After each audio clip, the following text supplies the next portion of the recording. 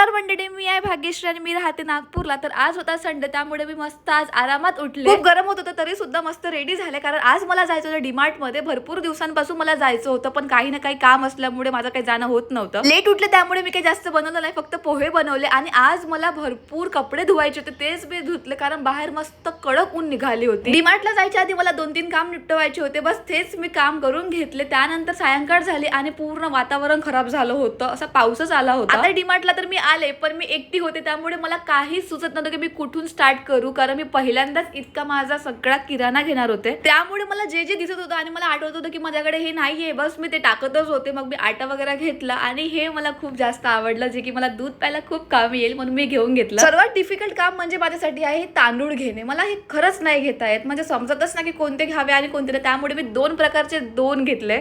मग काउंटरवर जाऊन बिलिंग वगैरे केलं आणि त्यानंतर मग मला घ्यायचं होतं भाजीपाला, कारण सगळ्यात इम्पॉर्टंट काम तर हेच आहे. बाहेरून सामान घेऊन येणं जितकं इझी आहे त्याच्यापेक्षा जास्त कठीण म्हणजे त्याला व्यवस्थित ठेवणं. आता हा सगळा पसारा मी काढला होता आणि याला मला आता व्यवस्थित लावून ठेवायचं होतं. त्यासाठी माझ्याकडे जे काही डब्बे होते ते मी सगळेच वॉश करून छान वाळू टाकले होते. आता हे वाळतपर्यंत मला असंच ठेवायचं आहे. त्यानंतर मग मी सगळं त्यामध्ये सामान टाकून देणार. पण पोहेच खाल्ले होते आणि मग नंतर मी काहीच नाही खाल्लं, त्यामुळे मला भूक पण लागली होती. मग म्हटलं की चला नवीन तांदळाचा छान भात बनवावा. मस्त माझा भात पण बनला होता. मग मी जेवण केलं आणि आजसाठी एवढंच. तर भेटूया आपण नेक्स्ट ब्लॉग मध्ये. Okay, bye bye.